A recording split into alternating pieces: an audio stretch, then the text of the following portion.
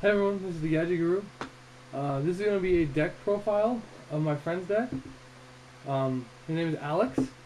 He's been running it for a while now. Um, uh, you know, the deck is Final Countdown. You all know what that is. Nothing new. Pretty much the standard deck from what I saw. I don't think he has any tech in here that I didn't realize, but you'll see, and you can judge after I go through it. So I'm going to start going through it here, and let you guys judge it. First three cards are 3 Wing Kuriboh.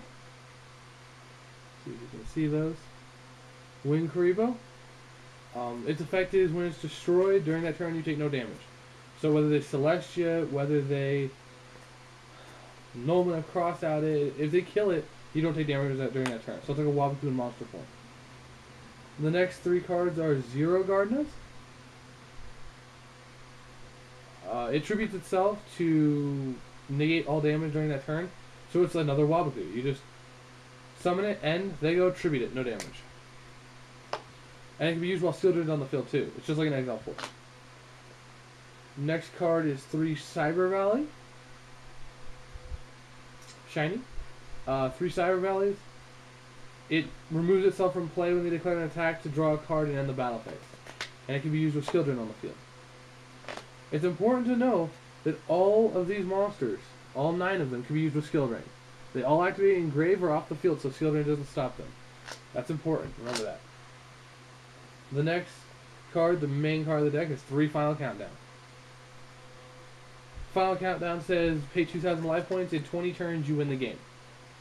So if you pay 2,000 life points and go, that's the first turn, you let them go. Second turn, you go. Third turn, fourth, fifth, sixth. Go all the way to the 20th turn, and they can't kill you, then you win automatically. So it's a pretty good strategy. Next, Swords Wielding Light. You don't know what that does. Activate it every turn during your standby. Every turn during your opponent's end phase, place a counter on it, and then it blows up after 3 turns. Nightmare Steel Cage. You all know what that does. You activate it during your opponent's end phase, place a counter on it, and then after two of their turns, it blows up.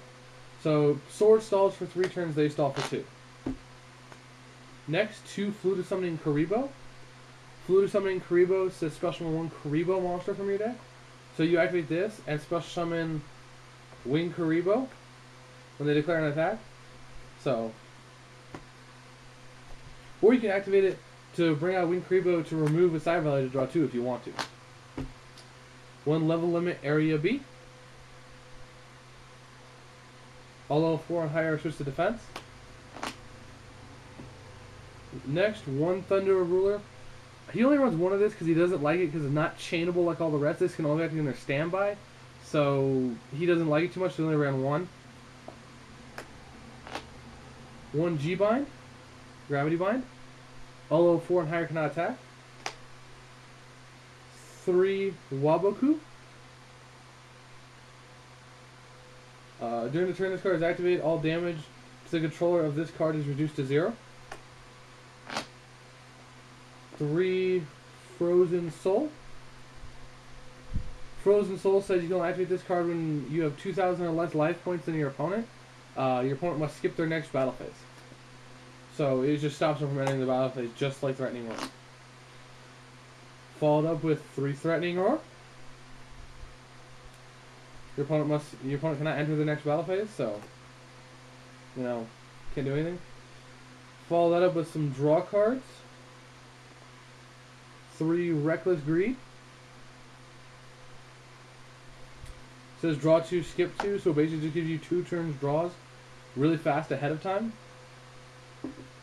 That's all it does. It's not a bad. It's a good card actually. Like, this is one of the most underrated cards I think there is, because people are like, oh, you draw 2, but you skip 2 draw phases. Well, yeah, if you're drawing 2 and skipping 2 draw phases, it's the same thing as waiting 2 turns and drawing 2 cards. Same exact thing, except for you lose this card in the process. So, but if you're running a deck that requires cards faster to the hand, then it's a good card. 1 second. Card fell. Whatever. Not pertinent to this video, so I'll get it afterwards. Next is 3 Jar of Greed. Draw 1 card, so it's a 1-for-1.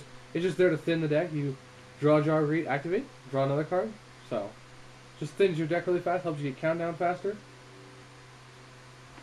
3 Good Goblin Housekeeping.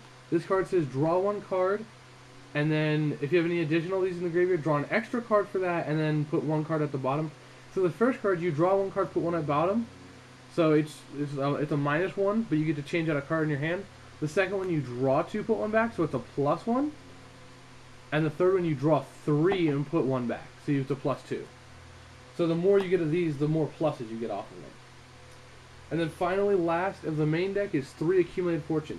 It can only be activated as Chain Link 4 or higher, and when it's activated, you draw 2 cards. So basically, you go, they activate Heavy Storm, Chain Link 1, you chain, say, Good Goblin Housekeeping, Chain Link 2, chain Jar of Greed, Chain Link 3, chain this is Chain Link 4, it gives you 2 cards, so it's a +1. It's really easy to do in this deck. Like, a lot of people are like, oh, that card's, you can't play that card in this, you can't play that card ever because it's so hard to do. It has to be Chain Link 4 or higher, blah, blah, blah. But in this deck, it's really easy. It honestly is. So, he got 3rd in a tournament of like 40 people or something. It was like it was a big tournament, but it was like a small locals or small regional. Sorry, not small locals. A small regionals kind of thing tournament. Basically, like 3 of the local tournaments got together for a special tournament thing they did. It was retarded. Like, what you were supposed to do for this tournament was you're supposed to build a deck, a non-tier meta deck. It was not supposed to be a meta deck. So, you're supposed to build a deck and play with it and, you know, etc. So, this was the deck he chose. He got 3rd place. I think he lost to a Exodia deck, and he was using Heart of the Underdog and Veil of Darkness. Look, let's stack them and just draw our entire deck in 1 turn. Anyway, so to the side deck, first thing he sided was 3 DD Crow. And he sided this, you know, honestly, I don't know why he sided it. I think he sided it for zombies or infernities. Yes, in this tournament, infernities were allowed to be used, which was really retarded. So everybody was packing like 3 of these, prohibitions and everything else. They were running lots of infernity hate, trust me. 2 infernity showed up at the tournament, and they both got slaughtered because of all the hate in the side deck. Stupid infernity decks. 1 still went X1 in the Swiss. Even with all the hate, he still won X1 because he OTK'd like every game. Next, 3 Messenger of Peace. If 1500 or higher can't attack. That was just to stop any beatdown decks he ran into, really. And Blackwing. Next, 2 Twister. More Infernity hate and also Destiny board hate. 1 Space. Again, Infernity hate, Destiny board hate. Oh, also, Twister and MST are Decree hate, obviously, because the deck runs a shit ton of traps, so if they play Decree, you're like, yeah, side deck. Next is 3 Prohibition. Stop anything out of their deck you want. Just be like, hey, guess what? Prohibition. I stopped this card. You can't do nothing about it. I just stop it. Right there. Right then. That's all. No more discussion. 1 Heavy Storm. Destroy all spell and trap for heavy or Destiny board or anything like that. And lastly, 2 Skill Drain. This was like really a tech card in my opinion. Because a lot of people would run this. But he ran it for a lot of reasons. 1, if they're playing Infernities, they can't Bryonic you. They can't Mistworm you. They can't Black Rose you. You know, stops all that crap. It stops Light and Darkness Dragon.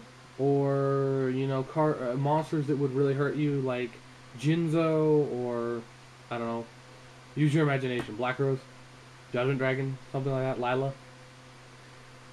Bora, stops Bora's effect. That was one thing he was really afraid of. He was afraid of hitting a Bora that day, so he ran these. So yeah, that was his deck, and this has been a deck profile of it, so good job, man. I like your deck. You know, hope you do well for the next tournament you go to with it. And told you I'd give you a deck profile, and there you go. I'll get this deck back to you as soon as I can. This has been the Gadget Guru, and I'll talk to all you guys later. Alright, bye.